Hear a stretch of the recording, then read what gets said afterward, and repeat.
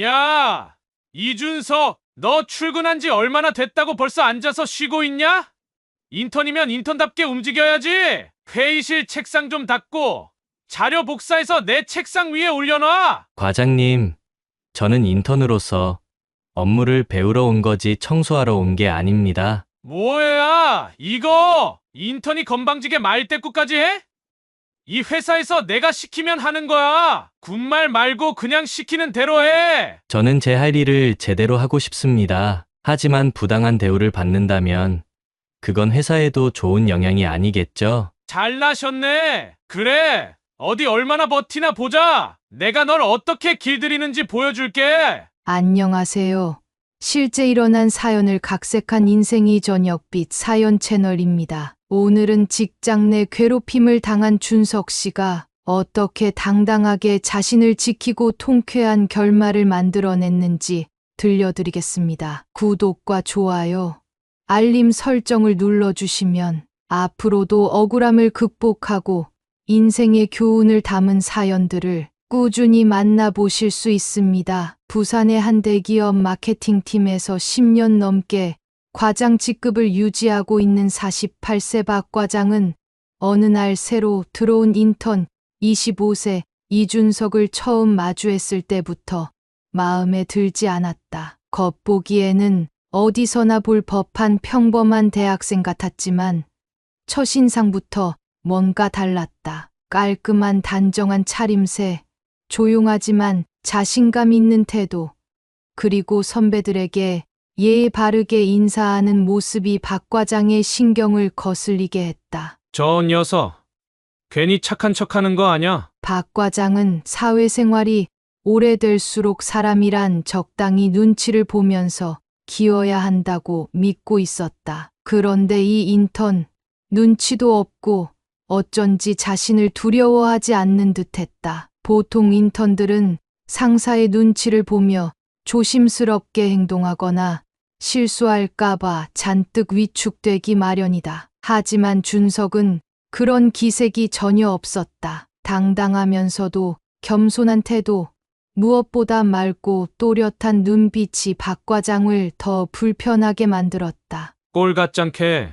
아직 사회생활이 뭔지도 모르는 놈이 태도가 왜 저래? 첫날부터 기분이 영 꺼림칙했던 박 과장은 자신의 오랜 버릇대로 새로 들어온 인턴을 길들이기로 마음먹었다. 그는 일부러 준석을 부르며 능청스럽게 말했다. 야, 인턴이 왔으면 인사성 있게 해야지. 커피 한 잔 타와. 인턴 생활이 원래 그런 거라고 생각하는 사람들도 있겠지만 이건 그저 박 과장이 후배들에게 힘을 과시하는 방식이었다. 자신의 말 한마디에 후배들이 허둥대는 모습을 보는 게 그의 은근한 재미였다. 그런데 이상하게도 준석은 태연하게 대답했다. 네.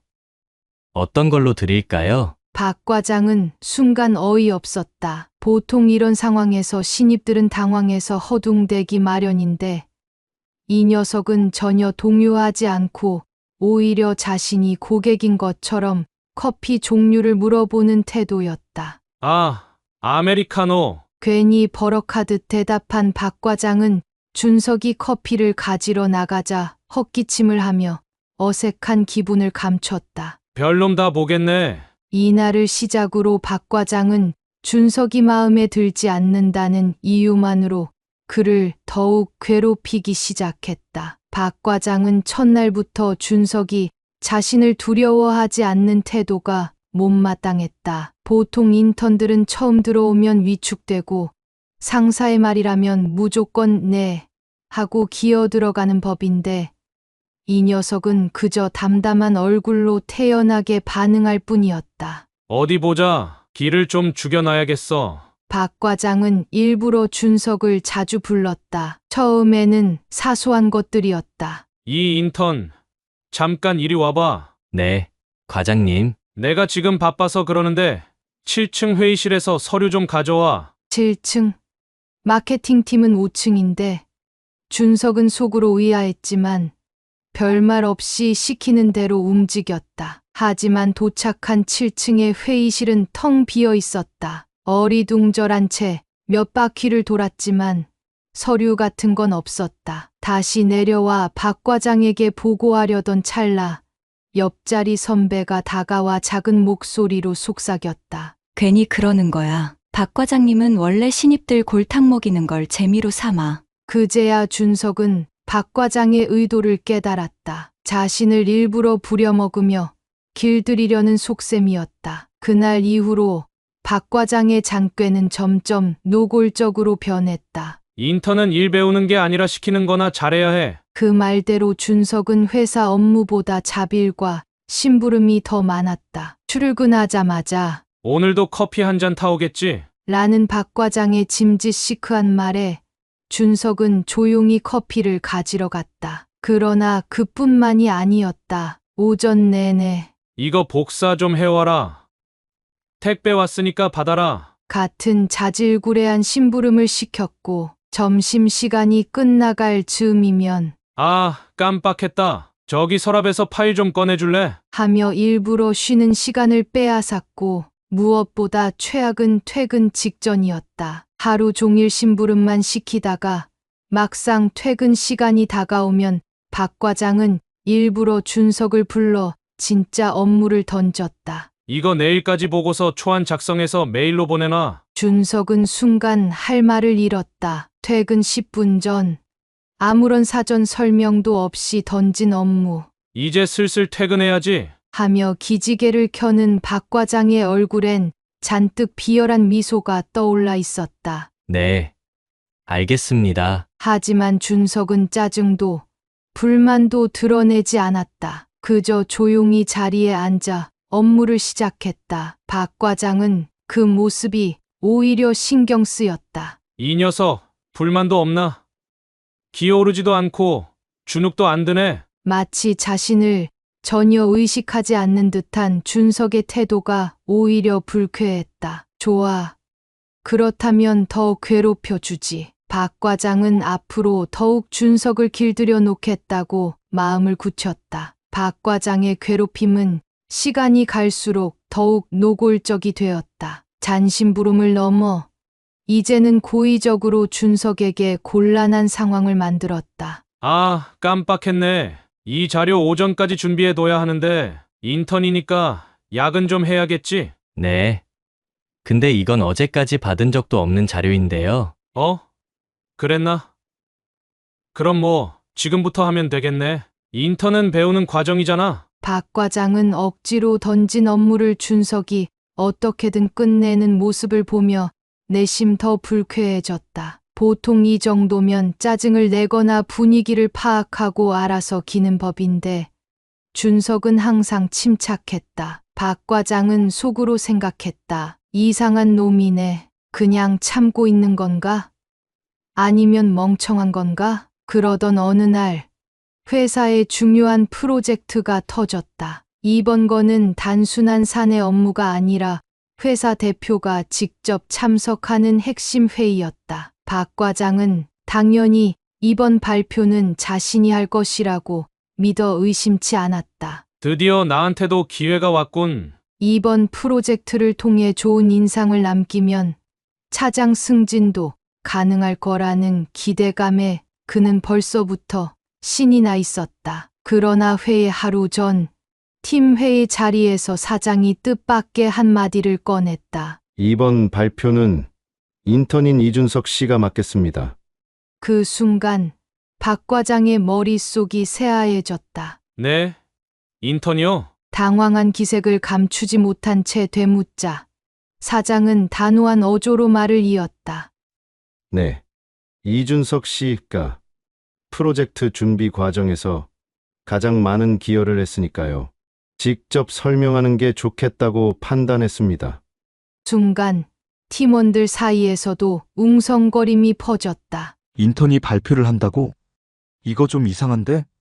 보통 이런 규모의 회의에서 발표자는 최소한 과장급 이상이었다. 그런데 겨우 인턴이 그것도 사장의 지시로 발표를 맡는다는 것은 단순한 우연이 아니었다. 그러나 박 과장은 그 의미를 전혀 깨닫지 못한 채 분노로 이성을 잃고 있었다. 이게 무슨 개 같은 경우야? 내가 얼마나 공들여온 프로젝트인데 그는 참을 수 없다는 듯 자리에서 벌떡 일어나 사장을 향해 따지듯 말했다. 사장님, 아무리 그래도 인턴이 이런 중요한 발표를 하는 건 좀 문제가 있지 않을까요? 그러나 사장은 박 과장의 시선을 피하지 않은 채 의미심장한 미소를 지으며 말했다. 왜 문제가 되죠? 그 순간 박 과장은 사장의 태도에서 뭔가 묘한 기류를 감지했다. 그리고 그제야 뭔가 이상하다는 생각이 들었다. 설마 이 인턴 정체가 뭔가 있는 건가? 그러나 그 의심을 깊이 새길 틈도 없이 사장은 단호하게 못을 박았다. 그럼 내일 발표 때 뵙겠습니다. 기대하겠습니다. 준석 씨, 그렇게 말하며 사장은 준석을 향해 따뜻한 미소를 지었다. 사장의 한마디로 분위기가 얼어붙었다. 팀원들은 일제히 준석을 바라봤다. 도대체 뭐지? 왜 사장이 직접 인턴을 발표자로 지정한 거야? 조용한 사람도 있었고 눈치를 살피는 사람도 있었지만 몇몇은 작은 목소리로 서로 속삭였다. 사장님이 직접 지목한 거면 뭔가 있는 거 아니야? 그렇겠지.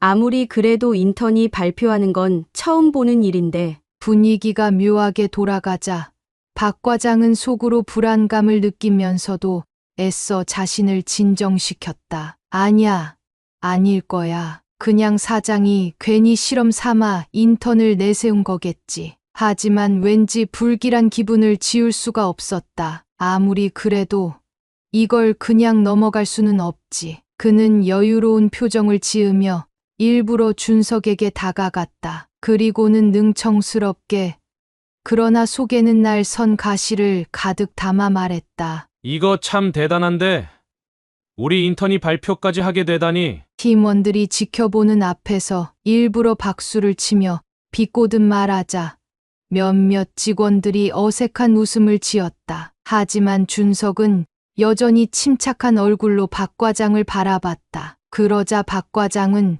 조금 더 강하게 밀어붙였다. 근데 말이야, 중요한 자리에서 실수라도 하면 큰일인데 너 준비는 제대로 했어? 대놓고 걱정하는 척하면서도 목소리에는 분명한 조롱이 섞여 있었다. 그래, 대답해봐라. 불안해하는 표정이라도 보이겠지? 그러나 예상과 달리 준석은 별다른 반응을 보이지 않았다. 오히려 가볍게 미소를 지으며 차분하게 답했다. 네. 최선을 다해서 준비했습니다. 그 말과 함께 단단한 눈빛을 보내는 준석의 표정을 본 순간 박 과장은 순간 움찔했다. 이 녀석 전혀 위축되지 않잖아? 자신이 예상했던 반응이 아니었다. 보통 이 정도까지 압박을 주면 신입들은 기가 죽거나 변명하기 마련이다. 하지만 준석은 그저 담담하게 받아 넘기며 오히려 박 과장을 직시하고 있었다. 순간 박 과장은 속으로 이상한 불안감을 느꼈다. 뭐지? 저 태도는? 그러나 그는 여전히 준석이 특별한 존재라는 것을 깨닫지 못했다. 그저 이 기회에 확실하게 눌러두겠다고 다짐하며 더욱 노골적으로 빈정거렸다. 그래, 최선을 다하면 좋지. 근데 말이야, 최선만으로 되는 게 아니거든. 이런 큰 자리에서 말 한마디 잘못하면 그게 회사에 얼마나 큰 영향을 미치는 줄은 알아? 이번에는 조금 더 겁을 주려는 의도였다. 이쯤 되면 흔들리겠지. 그러나 준석은 눈 하나 깜짝하지 않았다. 조용히 박 과장을 바라보더니 단호하게 말했다. 네. 잘 알고 있습니다. 그래서 더 철저하게 준비했어요. 순간 박 과장의 얼굴이 굳었다. 그때 옆에서 묵묵히 지켜보던 다른 팀원들 중 몇 명이 준석을 다시 한번 쳐다봤다. 그리고 서로 눈빛을 교환하며 뭔가 깨달은 듯한 표정을 지었다. 뭔가 이상해. 이 녀석 진짜 뭔가 있는 거 아니야? 이제서야 팀원들도 조금씩 준석의 정체에 대해 의심하기 시작했다. 그러나 박 과장은 여전히 그 사실을 모른 채 스스로 파멸을 향해 달려가고 있었다. 회의 당일 박 과장은 여느 때보다 자신만만한 표정으로 회의실에 들어섰다. 인턴 따위가 발표를 해봐야 얼마나 제대로 하겠어.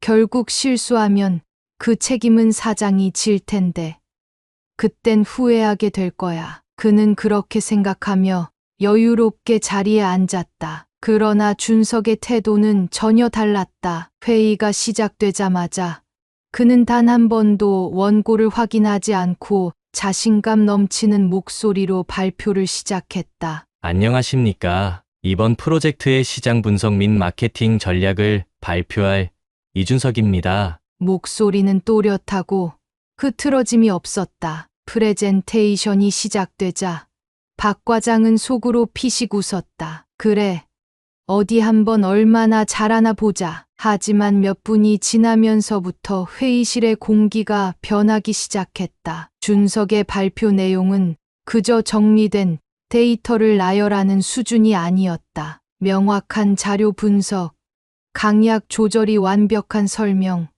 그리고 모든 질문에 막힘없이 대답하는 침착함. 심지어 박 과장이 몇 주 전부터 고민하던 프로젝트의 핵심 문제를 정확하게 짚어냈다. 뭐야 이거 그냥 인턴이 할 수 있는 수준이 아니잖아. 처음에는 무심하게 발표를 듣던 임원들도 점점 진지한 표정으로 바뀌었다. 특히 사장은 발표를 들으며 고개를 끄덕이더니 미소를 짓기 시작했다. 하지만 박 과장은 도저히 그 장면을 받아들일 수 없었다. 말도 안 돼.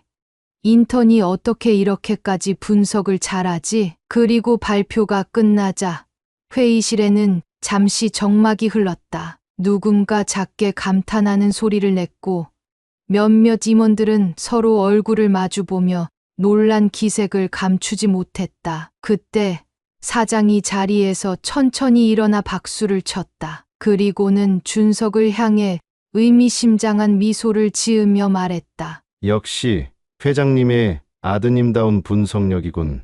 그 순간 회의실 전체가 얼어붙었다. 임원들조차도 숨을 죽이며 사장과 준석을 번갈아 쳐다봤다. 박 과장은 귀를 의심했다. 뭐라고? 숨이 턱 막혔다. 그제야 그는 지금까지 자신이 괴롭혀왔던 인턴이 누구였는지를 깨달았다. 회장님의 아들. 머릿속이 하얘지면서 손에 땀이 차기 시작했다. 순간 박 과장은 주위에서 느껴지는 사람들의 묘한 시선을 감지했다. 동료들의 어이없다는 표정, 임원들의 싸늘한 눈빛, 그리고 사장의 미소 뒤에 숨겨진 경고. 그제야 박 과장은 온몸이 오싹해지는 기분을 느꼈다. 이제 끝났다. 자신이 그동안 했던 일들이 하나하나 떠오르며 절망감이 밀려오기 시작했다. 박 과장은 온몸이 얼어붙었다. 회장님의 아들. 그 말이 계속 귓가에 울렸다. 머릿속이 새하얘졌다. 마치 세상이 천천히 무너지는 느낌이었다. 회의실은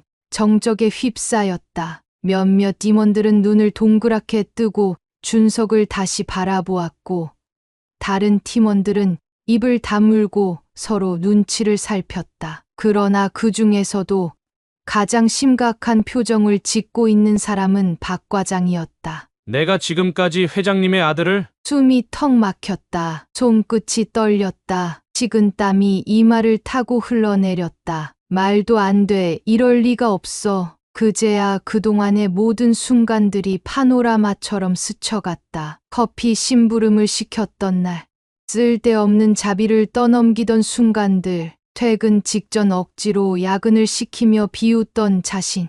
아, 망했다. 사장은 여전히 미소를 짓고 있었지만 그 미소 속에는 차가운 경고가 담겨 있었다. 회의가 끝나자마자 사장은 준석에게 한마디 더 남겼다. 좋은 발표였네. 기대했던 대로군. 그 말이 끝나자마자 박 과장은 사장의 부름을 받았다. 박 과장, 잠시 내 방으로 오시게.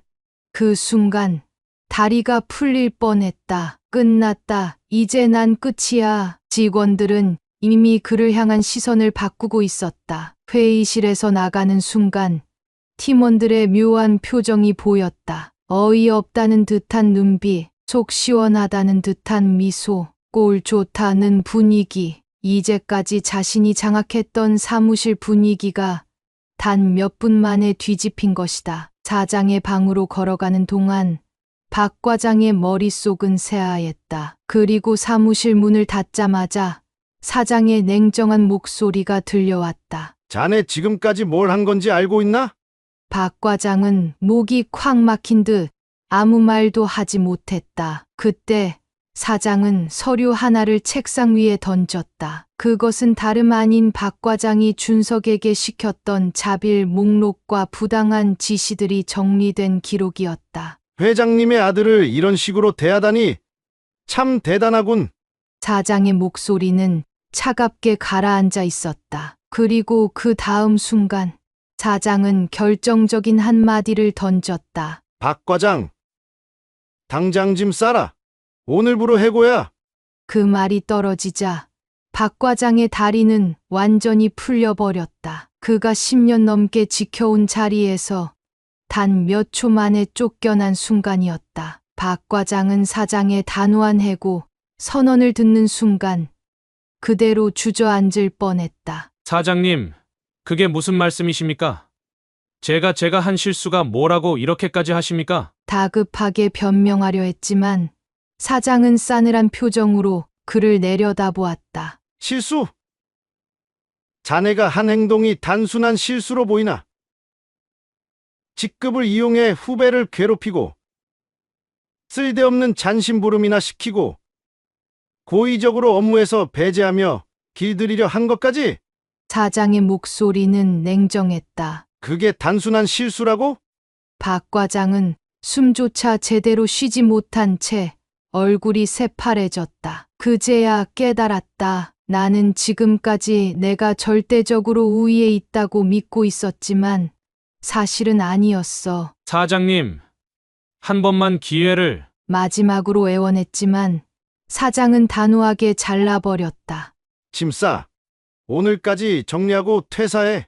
그 순간 박 과장의 모든 희망이 끊어졌다. 10년 넘게 다닌 회사에서 하루아침에 쫓겨나는 순간이었다. 사무실로 돌아온 박 과장은 어디서부터 손을 대야 할지 모른 채 한참을 멍하니 서 있었다. 책상 위에는 그가 오랜 시간 쌓아온 흔적들이 남아 있었다. 책장 한쪽에는 10년 넘게 다녔던 회사의 공로패, 그 옆에는 자신이 애지중지하던 고급 펜과 정리된 서류들. 이게 다 무슨 의미야?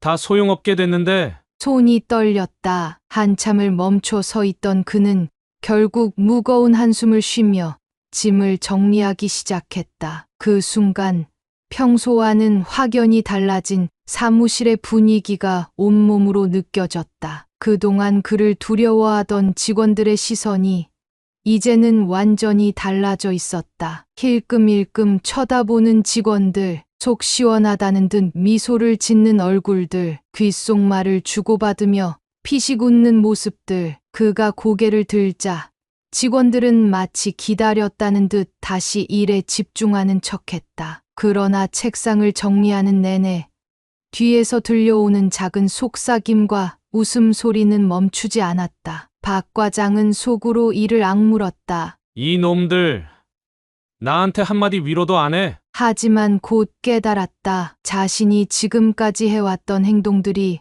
결국 이렇게 부메랑이 되어 돌아왔다는 것을. 그는 늘 부하 직원들에게 직장에서는 감정 따위 필요 없다고 말하곤 했다. 그러나 정작 자신이 어려운 상황에 처하자 누구 하나 따뜻한 말을 건네는 사람이 없었다. 이제야 그는 알았다. 내가 사람들을 이렇게 만들어버린 거구나. 그동안 직원들은 그가 웃고 있으면 긴장했고 그가 화를 내면 조용히 고개를 숙였다. 그러나 이제는 그가 짐을 싸고 나가는 모습을 보며 조용한 통쾌함을 느끼고 있었다. 마지막 짐을 챙긴 그는 무거운 발걸음으로 사무실 문을 향해 걸어갔다. 그 순간 직원들 사이에서 작은 웃음소리가 터져 나왔다. 그리고 누군가 나지막이 말했다. 역시 사람은 함부로 대해선 안 되는 법이지. 그 말에 몇몇 직원들이 피식 웃으며 고개를 끄덕였다. 평소라면 뭐라고? 하며 한마디 쏘아붙였겠지만 이제 그는 그럴 자격조차 없었다. 머릿속이 텅 빈 듯 어지러웠다. 그는 고개를 푹 숙인 채 아무 말 없이 사무실 문을 나섰다. 낡아 보이는 구두 소리가 복도에 공허하게 울렸다. 그가 걸어 나온 회사 정문 앞 모든 것이 낯설었다. 태양이 뜨거웠지만 오늘따라 유난히 그의 그림자는 작고 초라해 보였다. 한때는 자신이 이 회사를 이끌어간다고 생각했지만 결국 남은 것은 외면당한 한 사람의 쓸쓸한 뒷모습뿐이었다. 박 과장이 떠난 후 마케팅팀의 공기는 눈에 띄게 가벼워졌다. 그동안 직원들은 박 과장의 눈치를 보며 숨죽이며 일해야 했다. 아침마다 커피 좀 타와라는 소리를 들을 필요도 없었고 퇴근 직전에 갑자기 보고서를 맡겨지는 일도 사라졌다. 그리고 무엇보다 불필요한 야근이 없어졌다. 이전에는 그냥 상사가 남아있으라고 해서 남아있었지. 근데 이제는 진짜 필요한 일이 있을 때만 야근을 하잖아. 그러게, 이제야 회사가 회사답네. 사람들은 이제 일을 더 능동적으로 하게 되었고 업무 만족도도 점점 높아졌다. 이 변화는 회사 전체에도 영향을 미쳤다. 회의 때도 자유롭게 의견을 낼 수 있게 되었고 상급자들의 강압적인 지시 대신 토론을 통한 해결 방식이 자리 잡았다. 새로운 아이디어가 적극적으로 반영되면서 성과도 점점 올라가기 시작했다. 박 과장이 떠나고 얼마 후 사내 익명 게시판에는 짧은 글이 올라왔다. 사람이 바뀌니 회사도 바뀌었다. 단순한 한 문장이었지만 직원들은 크게 공감하며 좋아요를 눌렀다. 댓글도 이어졌다. 이제 출근할 때 발걸음이 가볍다. 일하는 게 더 즐거워졌다. 괜히 박 과장 눈치 보느라 시간 버릴 필요가 없어서 좋다. 그동안 억눌려 있던 감정들이 폭발하듯 터져 나왔다. 그 글을 본 직원들은 서로를 보며 웃었고 분위기는 한층 더 밝아졌다. 우리가 이렇게까지 불편해하고 있었던 걸 이제야 깨닫네. 그리고 그 변화의 중심에는 준석이 있었다. 박 과장이 떠난 후 사람들은 자연스럽게 준석을 새로운 리더로 보기 시작했다. 그가 회장의 아들이라는 사실을 이제 모두 알았지만 그 누구도 그를 특권층으로 여기지 않았다. 오히려 준석은 이전과 변함없이 겸손했고 직원들과 똑같이 일했다. 어느 날 한 직원이 조심스럽게 물었다. 준석 씨, 사실 처음부터 다 밝힐 수도 있었잖아요. 왜 굳이 인턴으로 시작하면서 힘들게 일하신 거예요? 그러자 준석은 차분한 미소를 지으며 답했다.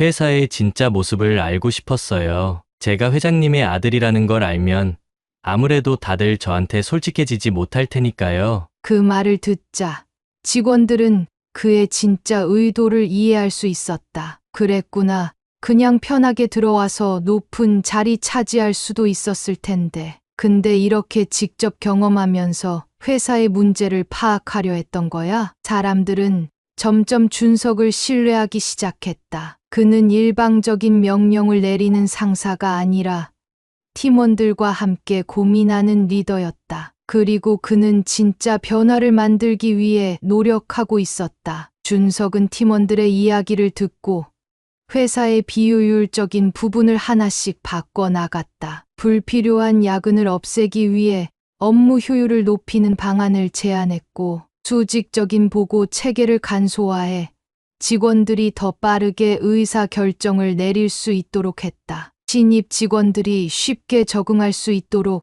멘토링 제도를 도입했다. 그 변화 덕분에 마케팅팀의 성과는 빠르게 상승했다. 이제 회의도 진짜 논의하는 시간이 되고 상사 눈치 보느라 괜히 시간 낭비하는 일도 없어졌어. 우리 팀 진짜 좋아진 것 같지 않냐? 직원들은 이전보다 훨씬 만족스러운 표정으로 일을 하기 시작했다. 그리고 이 모든 변화의 중심에 준석이 있었다. 역시 사람 하나 바뀌니까 회사가 이렇게 달라지는구나. 그렇게 박 과장이 떠난 후 회사는 점점 더 좋은 방향으로 변해가고 있었다. 그러던 어느 날 바쁜 업무 중이던 준석의 휴대폰이 울렸다. 화면에는 낯선 번호. 잠시 망설였지만 그는 전화를 받았다. 여보세요? 잠시 정적이 흐른 뒤 수화기 너머에서 나직지만 어딘가 힘이 빠진 목소리가 들려왔다. 나야. 박 과장. 그 순간 준석은 잠시 말을 잃었다. 그의 머릿속에 과거의 기억들이 스쳐 지나갔다. 그러나 그는 차분한 목소리로 대답했다. 오랜만이네요. 박 과장은 깊은 한숨을 쉬었다. 그리고 망설이듯 조용히 입을 열었다. 미안하다. 그 한마디에 수화기 너머의 공기가 무겁게 가라앉았다. 준석은 아무 말 없이 기다렸다. 박 과장은 한동안 말을 잇지 못하다가 다시 천천히 이어갔다. 그때 내가 정말 한심했어. 너한테 했던 짓들. 지금 돌이켜보면 내가 왜 그랬는지 모르겠다. 그의 목소리에는 후회가 가득 담겨 있었다. 자격지심이었나 봐. 괜히 길을 죽이려고 했고 억지로 군림하려고 했어. 근데 그럴수록 내가 더 초라해지는 거였더라. 박 과장은 작게 헛웃음을 지었다. 내가 왜 이제야 이 말을 하는지 모르겠지만 그래도 꼭 전하고 싶었어. 그리고 그는 다시 한번 짧지만 무거운 한마디를 덧붙였다. 정말 미안했다. 준석아. 준석은 수화기를 조용히 바라보며 잠시 생각에 잠겼다. 그리고 짧게 대답했다. 알겠습니다. 그날 통화는 길지 않았지만 그것만으로도 박 과장의 마음이 조금은 가벼워진 듯했다. 그리고 준석은 절대 박 과장처럼 살지 않겠다고 다짐을 했다. 여러분은 박 과장에 대해 어떻게 생각하시나요? 여러분의 생각을 댓글로 남겨주세요. 오늘 사연은 여기까지입니다. 구독, 좋아요, 알림 설정을 눌러주시면 꾸준히 따뜻하고 감동적인 실화 사연을 받아보실 수 있습니다. 다음 영상에서도 더욱 공감 가는 이야기로 찾아뵙겠습니다. 시청해 주셔서 감사합니다.